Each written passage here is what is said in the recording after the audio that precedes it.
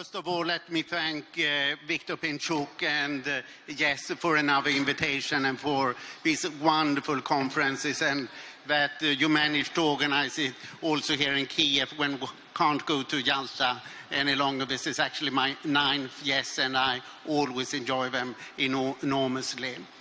But turning to the Ukrainian economy today, I think that Thomas Fjall in 2 statements here has put it very clearly how dire the situation is. And if one should summarize the economic situation in one word, I would say this is a pre-default situation.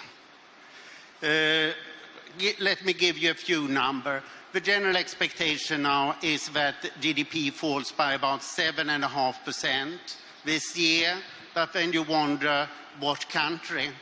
20% or so of the economy is now outside of central control, which, for example, the consumer companies feel.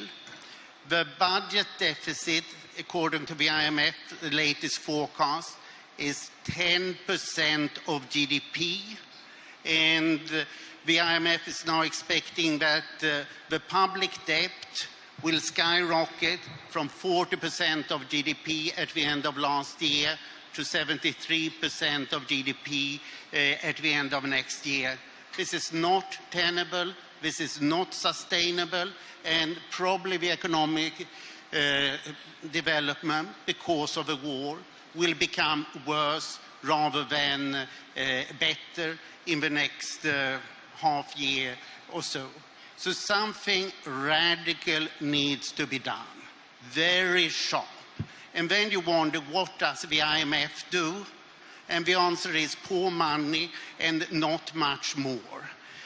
When Valdis Dombrovskis was Prime Minister in Latvia, Latvia did in 2 years a fiscal adjustment of 13.6% of GDP. What the IMF is asking Ukraine to do in the course of 2 years is a fiscal adjustment of 3% of GDP. This IMF program is ridiculously soft. Something much more serious needs to be done. So what should be done? I'm actually right now writing a book, Ukraine's Economy, What Went Wrong and How to Fix It. And I would put it in 6 points that I will quickly go through. In May in Budapest, we did a big conference with former reform leaders like Leszek Balcerowicz, Václav Klaus, Valdis Dombrovskis, and what we came up with is, first of all, you start with politics. You have to have new elections. This is what Ukraine is doing absolutely right. You can't have good legislation adopted by a parliament that is against that kind of legislation. So this is right. The second point is that you reform the state from top down. You clean out the corrupt people at the top and you sack all these regulatory agencies. The point was raised in the last session. Ukraine has at least 83 regulatory agencies. The Prime Minister Yatsenyuk said that half of them will go. Why not cut them down to 11? Ukraine don't need all of these inspection agencies that no normal countries have. Get rid of them straight away. And also get rid of corrupt judges. This needs to be done through a law illustration that Ukraine is now adopting. The third thing, which I've already touched upon, is clean out the fiscal situation. The tax proposal is underway, but it reintroduces regressive payroll taxes and progressive income taxes. Make both low and flat. And on the expenditure side, cut heavily, sharply. Ukraine this year, according to the IMF, is about to spend 10% of GDP on energy subsidies.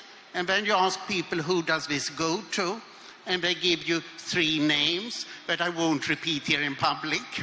And what kind of business is this? What kind of public management in the midst of a war? Cut them straight off altogether. Then you say, but what will happen to the people? The World Bank has an excellent scheme that we have discussed here with Mr. Fan, that is functioning here since the 1st of July, that to distribute cash compensation. I would suggest increase the cash compensation, liberalize the energy prices, or make the market conform quickly. Then Ukraine can reduce its energy dependence, can produce more energy. Ukraine has plenty of energy if it doesn't discriminate against domestic producers. And then the fiscal situation is much better. Next problem is 18% of GDP is being spent on pensions, when you say poor pensioners. And you notice that President Poroshenko has just cut pensions for generals who didn't do the job, but are benefiting from massive privileges after they have been retired. There are several percent of GDP of nomenclatura benefits for heroes of the Soviet Union, all kind of respectable people. This must be cut. And I've already here moved into the energy section, which is the big 4th package. And the 5th package is a social package. Apart from cutting pensions that are not justified, you need to improve the functioning of education and healthcare. And I won't discuss how, because there are so many things that can be done and should be done. Of course, all with this, with a substantial decentralization. And then you have a question how to do it. Prime Minister Yatsenyuk said the other day that Ukraine already has an excellent reform program, which is called the association program, association agreement with the European Union. So I think it's pretty clear what needs to be done. What this requires is a political mandate. Hopefully the elections can give so. And it's vital that this is being done fast and hard. And we heard very well at this meeting here today, and also in the streets of Kiev and on the media, that this is the atmosphere today. So I think that we see a big consensus for what needs to be done. And now it's just a question of actually doing it. Thank you.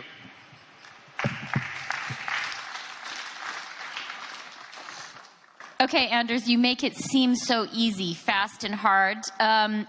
We're going to now hear from Valdis Dombrovskis. He is the nominee vice president of the European Commission. As Anders has reminded us, he has done this in Latvia as Prime Minister. So I would really like to hear from you, Valdis, your assessment of the situation in Ukraine. You know what it's like as a political leader to implement these reforms. What's your advice to the poor Ukrainian colleagues who now face this challenge ahead of them? Good morning, everybody. First of all, I would like to thank the organizers of this conference for this wonderful event, and also for the possibility to be here. Probably there are two differences with the situation we were facing in Latvia. And I would say, certainly, this is an entirely different situation, since there is Russia's aggression against Ukraine, there is war in Ukraine, so from that point of view, it's an entirely different situation, and so we cannot talk on economical politics as usual in this situation, something which needs to be kept in mind, and there are some very short-term challenges which need to be dealt with very quickly.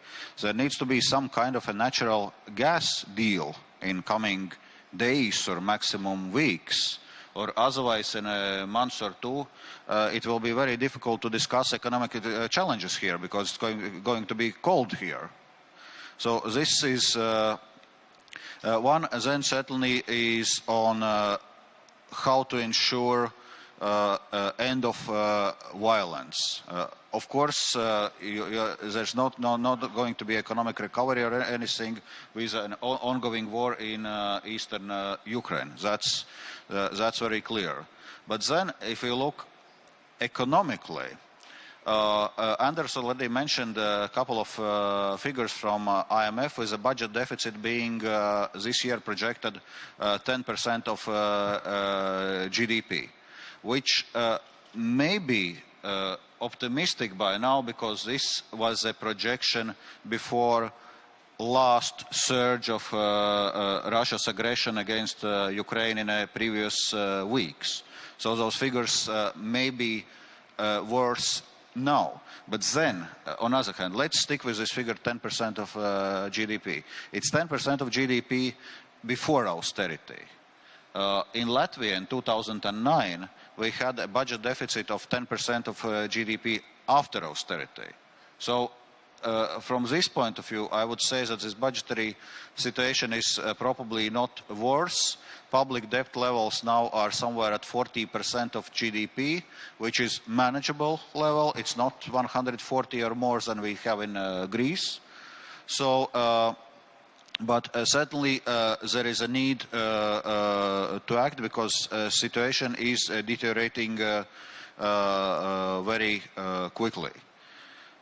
Then on what can be done, I was very encouraged to hear about those tax reforms which are now being done in Ukraine, that this tax system needs to be streamlined, and I fully agree that especially in a country where there are traditions, so to say, of tax avoidance, that you cannot impose high tax rates. You better start with relatively low tax rates and flat rates, see how you can collect those taxes, and then see how you can actually develop your tax system. If you will start with high rates, it just will not work out this way.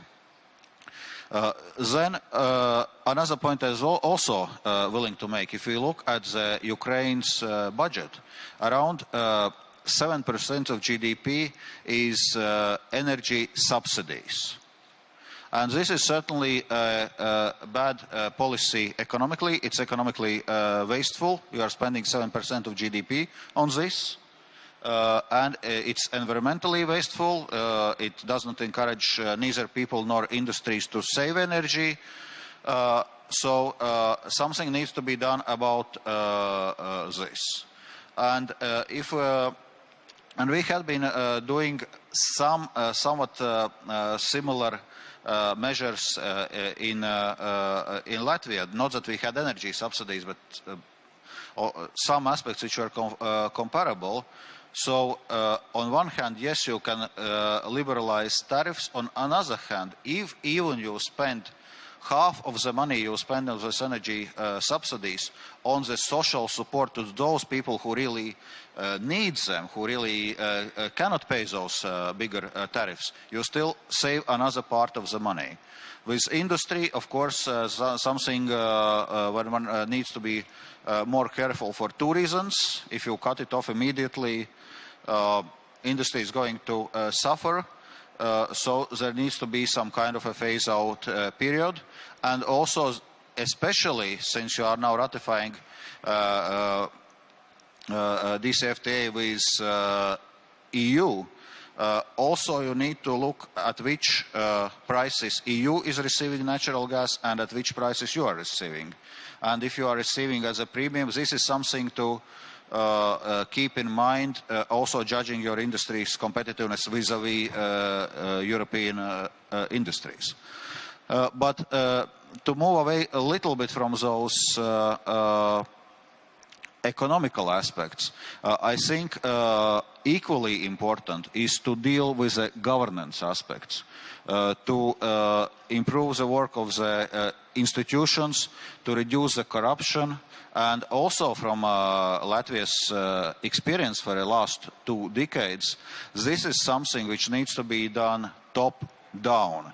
in a sense that you need to start with a political system, you need to start with a government, you need to start with political parties, with accountability requirements for public officials, with accountability requirements for party finances, limitations on pre-election campaigns, and so on and so on. And only from top down you also will see reducing corruption levels also at the level lower levels of governance. Something also Latvia has gone through and is actually still going through this process, but really this needs to be a top-down process. So I'd say there are huge challenges in Ukraine, but we see that there is energetic president, there is energetic prime minister, there is lots of sense of urgency, of willingness for change. So I hope this is going to work out. Thank you. Okay, I'm glad you hope it's going to work out. I think we all do. I have one quick follow-up for you, Valdis, which is this delay in the implementation of the association agreement. Is that going to be a problem? Is that going to slow things down? We just half an hour ago or so heard Prime Minister's Yatsenyuk answer. And I must say I fully agree with this economical reasoning. If on one hand EU has opened its market as a way of supporting Ukraine's economy, on another hand Ukraine gets 1 year of delay of opening up its market, it's not a bad thing per se. Of course we know that this is not only a trade agreement, so if we would be talking narrowly trade agreement, I would say it's definitely good for Ukraine. It's also something about political direction, which political direction Ukraine is heading. But on this, I cannot give you very detailed analysis, but I think this will be more determined not by this 1 year delay of lifting certain customs tariffs, but more with the outcome of the next parliamentary elections and the formation of the new government and the work program of the new government. Okay, thank you. Okay, so this is a very tough set of recommendations. We've heard that Ukraine is being advised by its friends to implement. Now we're going to hear from the Ukrainians who are charged with doing this about how it's going and what your plans are. And I'm really delighted that we're going to start with Valeria Hontareva.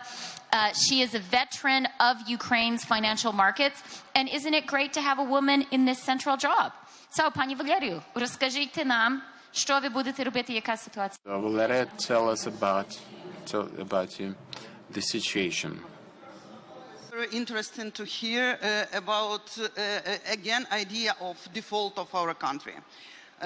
Like here, my financial background is more than 23 years in this country. And I can tell you that I heard this story about Ukrainian default all these 23 years. And first treasury bills in this country was issued in 1995. From this particular time, always a discussion about default. And I'm happy to announce that it's not again the case in our country. And I'd like to point what other problem we have. But first of all, right now I'll tell you a few words about this possible default. Of course, if you observe the rating of Ukraine, it's triple C with negative outlook, it means that next step will be default. That's why no brainer at all to tell that default is already knocking to our door. But believe me, our program with IMF envisaged all these possibilities. And this program envisaged all our redemptions next 3 years. And this program was especially designed for Ukraine to prevent us of any even discussion about default. And more to that, very soon will be the redemption of Eurobonds of NAC Naftogaz, which covered by state guarantee, and this program already envisaged even these repayments. That's why don't worry about our default in international markets. Let's be back to our local market. Unfortunately, our local market is not still developed, and it's a really very great challenge for the National Bank and Ministry of Finance together develop this market. And right now, I will tell you a little more about this. But for you, to tell you right now about default, it's not even considered the possibility, and I can explain you easily why. Because unfortunately, 80% of Ukrainian treasury bills and bonds belong to national bank and state banks. Means that it could be, unfortunately, right now, automatical rollover. And only 20% right now in the market, and it's a very liquid instrument. And National Bank also provide refinancing under this instrument, means that in case of any types of liquidity in the banking sector, each particular bank could easily refinance this instrument with the National Bank. That's why don't worry. It's about absolutely overestimation of Ukrainian default. Absolutely agree with Mr. Åslund about our GDP, debt to GDP ratio. It's a absolutely right. It's a growing in absolutely not an acceptable pace. But why it's really growing? Only because our GDP, unfortunately, is deteriorated quickly. For example, right now, we still, together with IMF, have prediction that GDP, it's a baseline in our standby program. GDP is minus 6.5. Recently, I met with IMF even a few days ago, and we discussed that unfortunately it will be not the case anymore. I cannot tell you right now what will be the exact projection to the end of this year, but as you know, the economic situation deteriorated dramatically last 2 months, especially end of August and beginning of September. Why it's happened? Because you know what's happened. It's only because all aggression in eastern part. Because it was not maybe so successfully military, they start to destroy our industry. They start to completely destroy our infrastructure and our industries.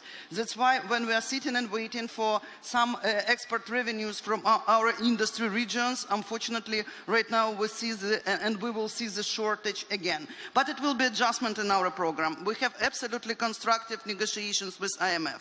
More to that, some analysts criticize that IMF approach because they explain that it's absolutely the same scenario for everybody. Believe me, it's absolutely clear program. It's not necessarily to reinvent the wheel.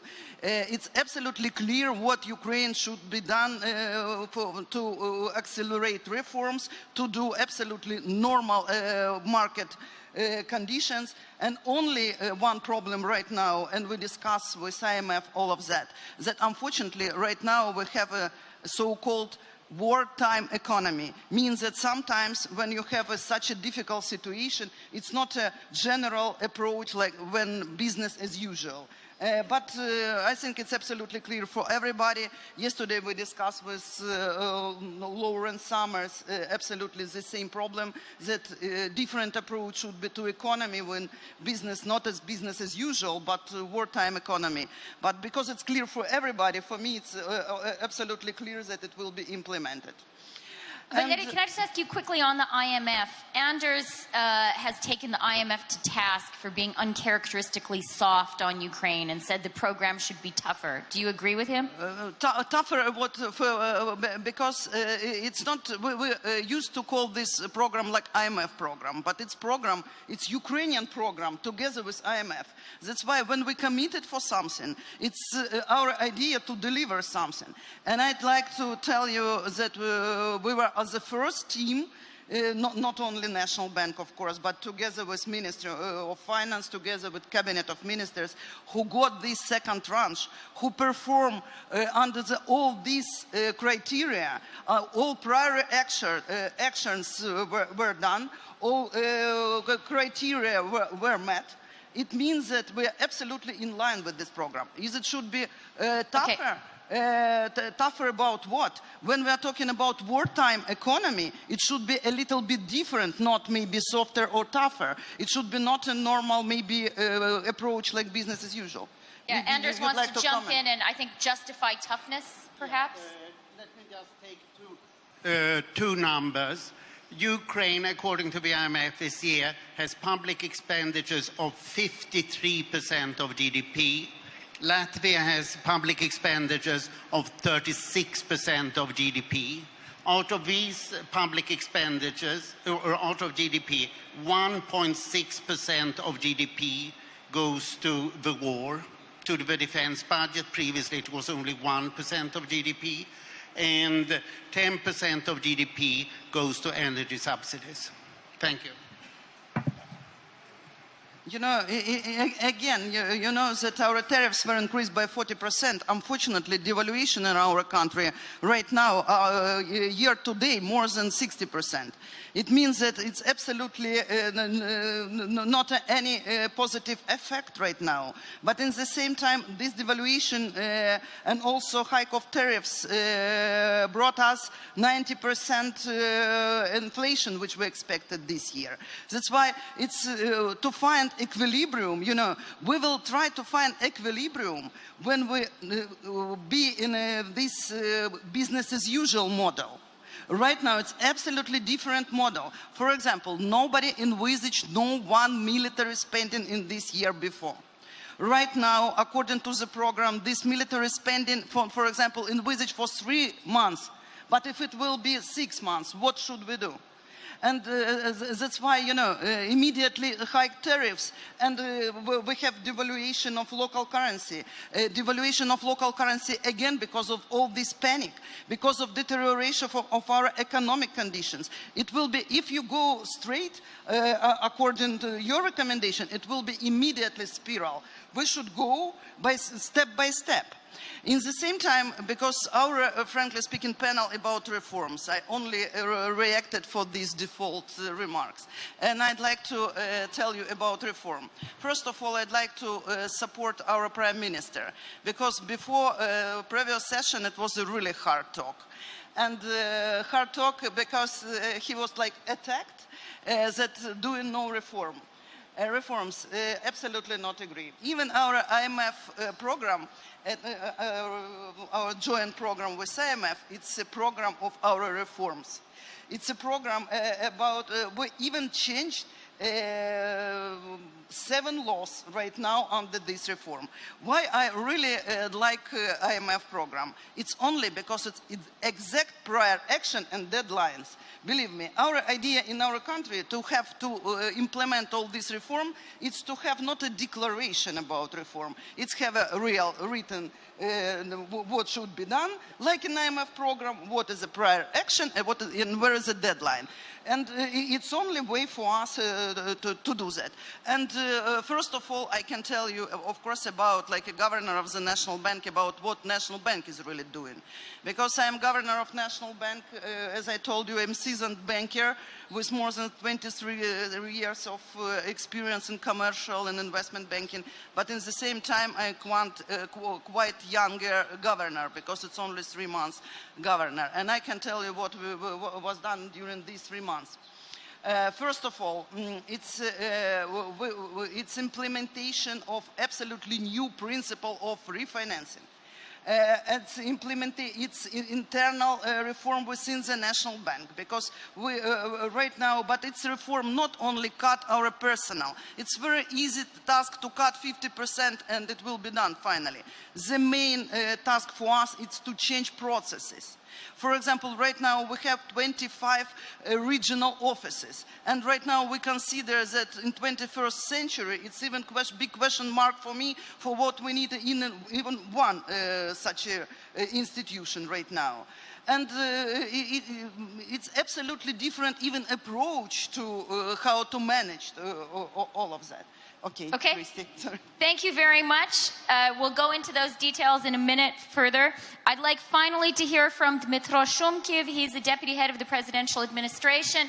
And could you take the question, could you start with this issue that we've heard from Anders and Valdis about the need to reform government. And if you don't change the government institutions starting from the top, nothing is going to happen. How's that going? Thank you. Nobody said it's going to be easy.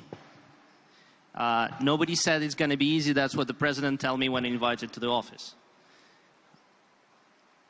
The prerequisite for reforms is will. Is will and nothing else. War, peace, doesn't matter. It's a will. And I would like to talk about, because the will and the management of the reforms or anything requires governance. It's actually managing things and making things happen.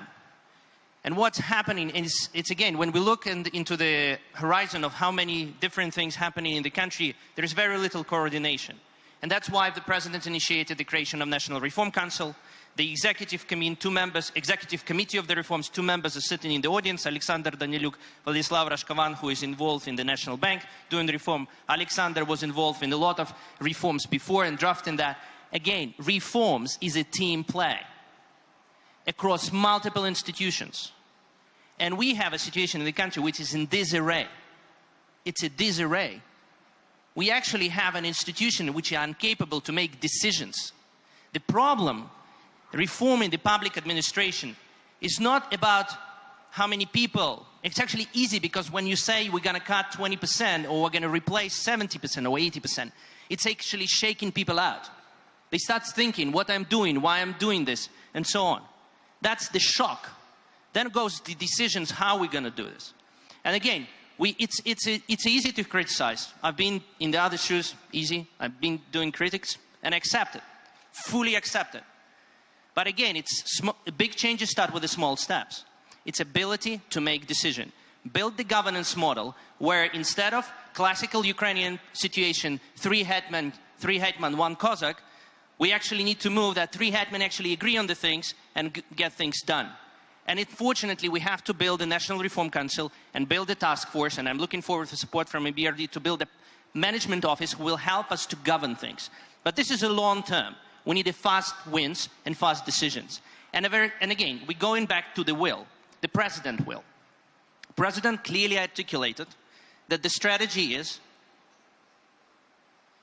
not membership. I just want to highlight qualification for membership. But it's very, very clear. There is a Copenhagen criteria for membership. It's 35 criteria. They are very concrete and 100% involved in economy and public management. This is a very clear thing. But there is a few things that we need to top on top of this. There is a military reform which need to happen. And there's a cultural things. We need to promote country across the world. Nobody knows Ukraine. Or we are known for a lot of things which is not popular. I want Ukraine to be known for economy. I would like Ukraine to be known for its people, for its capacity and opportunity. It's a 45 million country, come on. So, going back to this set of things that needs to happen as a part of this direction. The total size of the reform, and we can easily quantify that, it's around 60. We can't do 60 reform, economic reform, forget it. We have to do very precisely, very clearly, 10. And they're very structured around very clear things. The first thing, which is prerequisite for economy, is the rule of law.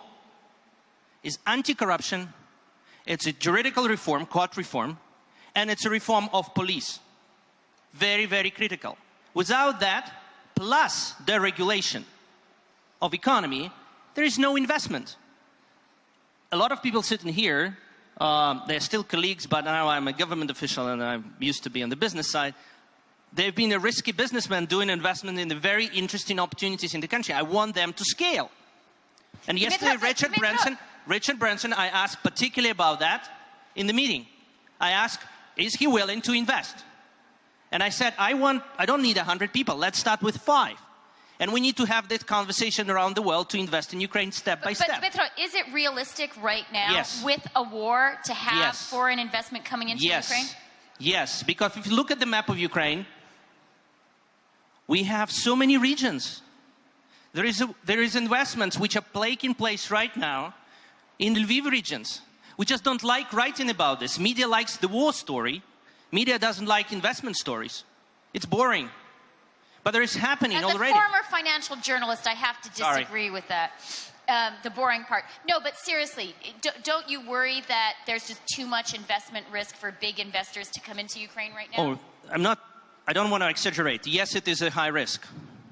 But if you don't start talking, yes, structural investors who are looking in a lot of ratings, etc., they're risky. But there is companies in the world who drill holes for oil or gas exploration in Africa during the war.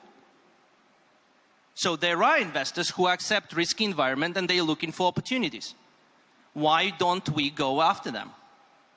I want to ask you one quick, no, not at all. I think we want to throw it open in a minute, but just a quick follow-up for you. Are you concerned about this delay in the implementation of the association agreement? Is that going to slow things down in Ukraine? It creates an opportunity, and again, I want to reiterate and support the Prime Minister on this. I think there is a lot of speculation in Ukrainian media, and one of the famous newsmakers yesterday made a very controversial statement in the news which started propagating. Nobody delayed ratification. Nobody delayed implementation. A lot of things that needs to happen with the laws, etc. What is impacting is export of import of European goods into Ukraine. That's the only thing. It creates an opportunity for Ukrainian companies operating in Ukraine to adjust. I'm more liberal, so I like shocks, but looking into the structure of Ukrainian economy under the war, and particularly like if we're talking machinery building and etc., we need some air, fresh air, to rebuild, and plants need to restructure, things need to happen. They need to happen. So this year is an opportunity to actually restructure things. Okay, well, let's hope that opportunity is taken. We're going to get a quick comment from Andrej Plenković. Yeah? Thank you very much. Thank you, Mr. Who's the Vice Chair of the Committee on Foreign Affairs of the European Parliament. Thank you very much. Thank you for the invitation, Mr. Pinchuk, dear panelists. More important is that I'm the newly elected chair of the European Parliament's delegation of Verkhovna Rada, the first bilateral delegation that has been formed already this week. All the others will be only in October, sending a message that the European parliamentarians, and there are a number of us, more than 10 I think here today, are more than ready to work and accompany the legislative work of the future Verkhovna Rada after the elections.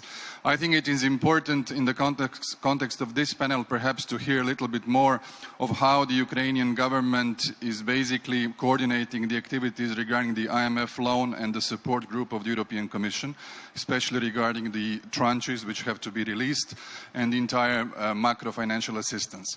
My second point is more from the experience of the most recent member state of the European Union, and that is Croatia, country which has so many similarities with Ukraine. Not only that we appreciate that you were the third country to recognize us internationally in 1991, but also we found ourselves in 91 in a similar situation where you are today.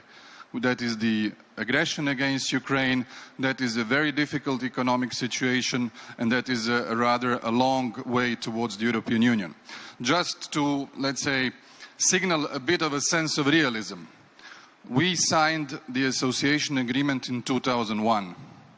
We joined in 2013. We were occupied in 91.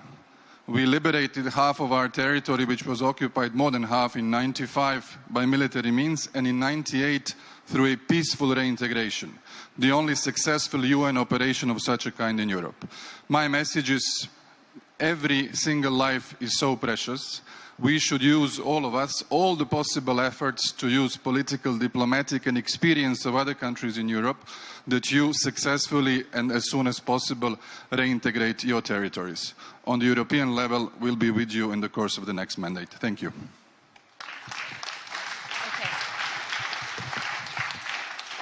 Okay, and then a final remark from Paige Alexander. Thank you. I think the panel has brought to light a number of positive areas, and I would say that we've done the math. The U.S. government, World Bank, IMF, EBRD, EU has looked, and we would not be making investments, making financial loans, doing financial assistance, giving guarantees, if we did not think Ukraine was a likely success story. So to Valeria's point, IMF is making adjustments, and I know Andrej doesn't agree with this, but they're making adjustments because we all believe that there's hope here. But the real issue is what Valdis was talking about. It's a top-down reform that is necessary.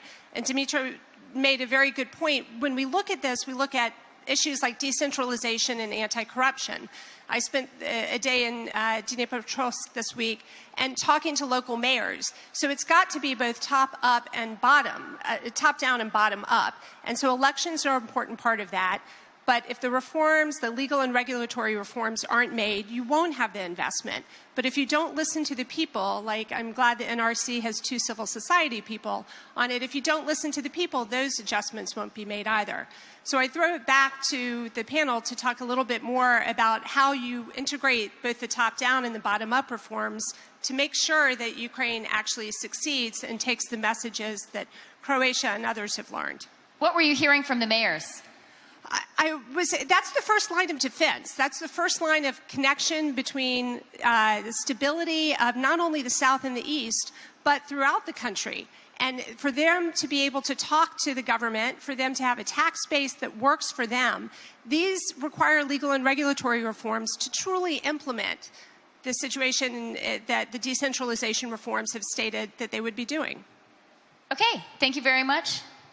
Dmytro, did you want to respond? Yeah, I can comment on particularly the last question of integration. I'll just give a story, an example, how this can happen. So we initiated the idea of National Reform Council. And I'm meeting with a lot of civil society organizations, for example, a reanimation package of reforms. And they had a big gathering. And we shared the idea, explain how we work with the society, integrate them in our task forces, and get a lot of input from them. And then they decided that they liked the idea and they would like to scale it regionally. So they created a kind of regional reform council in Odessa. And it's already taking place. And they only have a meeting. And they work with the local government. And this is an example. They look the idea and they decided to create it locally. And they're already working with local authorities. And this is an example. Why? Important. National Reform Council also has 4 representatives from civil society. The dialogue needs to happen all the time. It's not only top-down in a closed circle, because the challenge of Ukrainian reforms is it has a peculiarity because they're happening after Revolution of Dignity, where people contributed a lot to the facts what happened. They contributed with their lives. So they would like to be part of the game, and we need to listen to them. Politicians like it or don't like it, government officials like it or don't like it, but they have to know, listen to them, talk with them, and communicate to them what we do, what we're planning to do, and why we are not doing things. And this is tough talk, but it has to happen, and it's already happening. Okay, let's throw it open now for some questions. Maybe some of those civil society people want to ask. Okay, Danila, proшу. Daniel Bilak. I'm a lawyer here in Kiev and advisor to Governor Taruta in Donetsk Oblast. Anders, one of the things you were talking about in your analysis of the economic situation was the dire situation in the East. We've heard lots of statistics, for example, that 15% or 20% of Ukraine's economy is in the occupied territories, and this spells disaster for Ukraine. What seems to be ignored is that we have an enormous possibility to grow our agribusiness and agriculture sector, and in fact completely reorient the Ukrainian economy given the current situation. I'd like your comments on that. Dmytro, I'd like to hear from you whether decentralization will be implemented before the parliamentary election, and if so, what will be the steps to do that? And Mr. Dombrovskis, if you could tell us one thing that you would advise the Ukrainian government to do, what that would be. Thank you very much.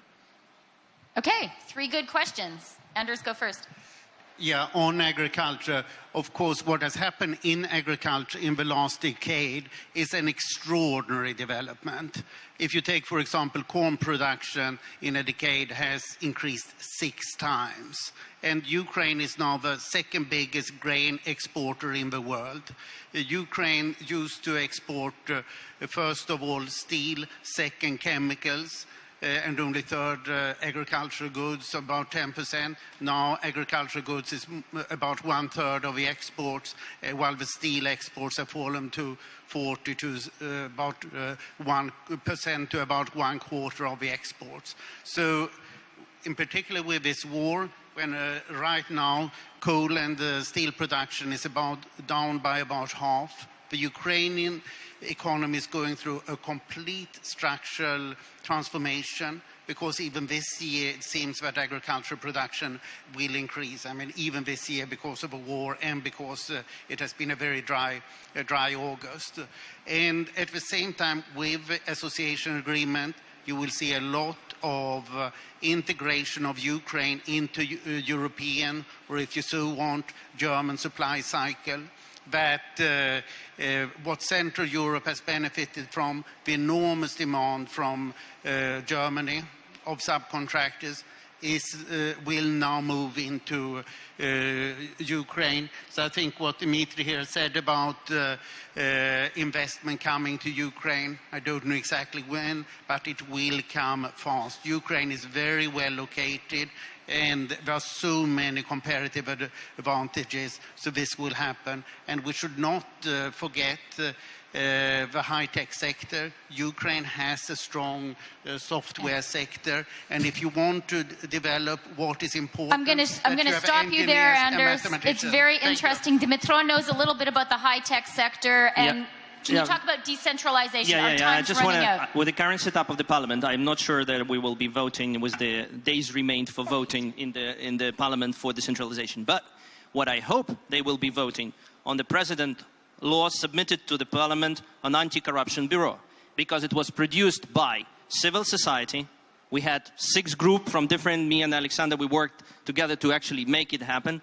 Second, it was involvement of the cabinet of ministers. It was involvement of European Commission. It was involvement of Greco. It was a lot of international involvement to actually draft that law, which is extremely comprehensive about independent investigation institution that will investigate corruption against top authorities. So, Valdis, quickly, the one thing that you would advise Ukrainian friends to do? You know, there is no, unfortunately, kind of one pill to all diseases.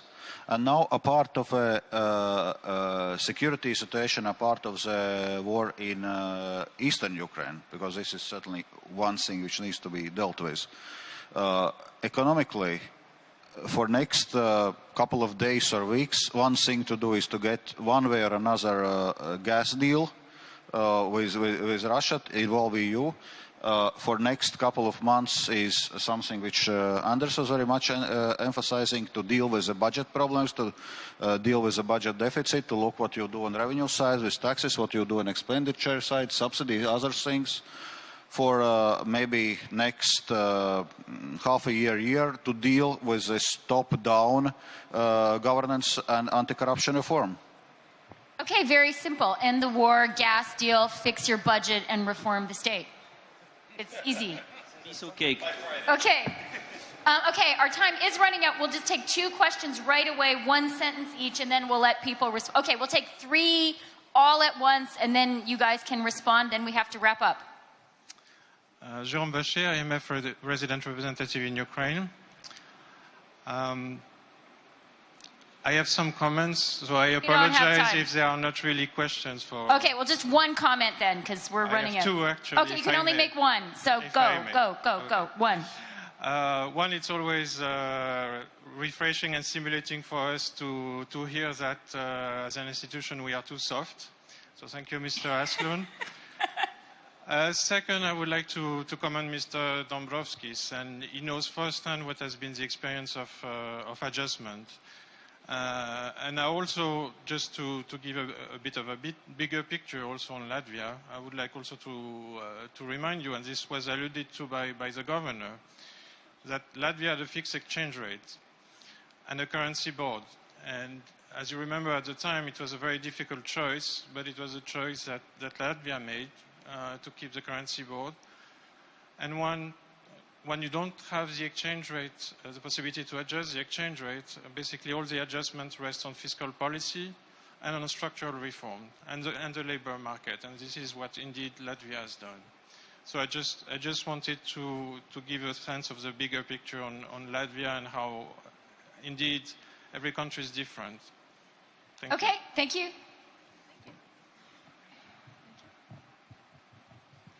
Yes, Thomas Emanoritas from APCO. First thing is that Thomas, just one thing, because there's a new generation of Ukrainian leaders, and there's hope. And I've known Ukraine and lived in Ukraine for the last 10 years. It's the first time this is happening. So this is something that we'd like to thank Dmytro and the rest of the team, because this gives hope. The second thing is Ukraine has been known to the world with the Orange Revolution, then because of corrupt government, then because of the war. So your challenge is to be able to tell a good, positive story to the world, in addition to fixing the economy and obviously fighting peace. Good luck for that. Okay, final thought, and then we'll do a end round of panel. Yeah.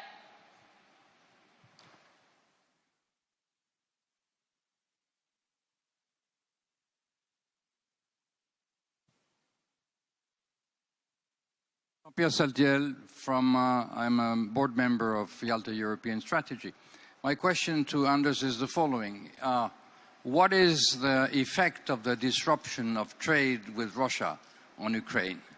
And to Madame Hontareva, what are your forecasts on the balance of payments situation? Okay, two good, precise questions. Let's answer them. Anders? Okay, if you look upon Ukrainian exports to Russia, 35% machinery, much of it armament, and strangely much of its export still continues. Motor Sich, which is the main producer, stated recently they produce all helicopter engines for Russia, that their exports to Russia had fallen by only 3% so far this year. So, and then you have steel production, which is pretty much boycotted, and agricultural production, which is pretty much boycotted.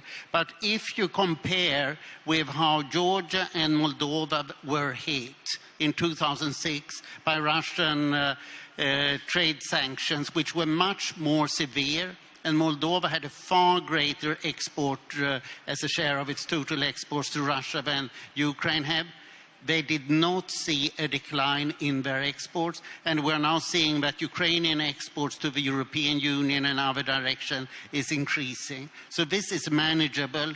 It's a blow, but it's manageable for the economy. It's hard for certain companies. Okay. Valeria? Yes, first of all, implication of, I also like to tell you that status quo today is at minus 35% of our trading relation with Russia. And next year we also predicted that it will be maybe additional minus 40. And your question about balance of payment, of course, joke payment balance will be balanced, because, you know, I think you'd like to ask me about current account.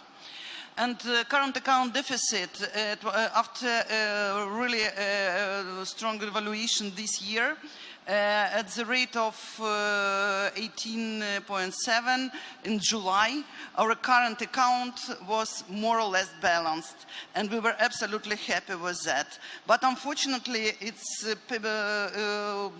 all this aggression of you know, aggressor accelerated, really accelerated starting from July and August, and unfortunately right now our trade balance deteriorated. And right now my expectation is that it will be sizable deterioration, and because there is no statistic yet for August and for September, of course, but we expect that that's why it will be, our current account will be deteriorated as well. But again, I'd like to remind you that we have program with standby program with IMF with all these indicators. That's why in case of something deteriorated in one particular item, we try to find the balance in other items. That's why don't worry. And okay. Okay. Sorry, our time is run out. I'm going to give a final, very brief word to Valdis and then Dmytro at the very end. Valdis, my final quick question to you is, what's your personal advice to the Ukrainians who here are charged with doing this? You're a person, a leader who has done this. what should Dmytro, Valeria, their colleagues here be thinking as people, as leaders, to actually be able to make this happen? One advice would be to front-load those reforms, because often there is this tendency, okay, we are in a difficult situation, we need more time, we need more time to adjust, we need more time to discuss, and you are losing this momentum. You are still doing something, but by gradually doing this, you are also kind of building up some reform fatigue in society, and at one moment you just get stuck, and probably if you are democracies, then you get booted out. Yeah.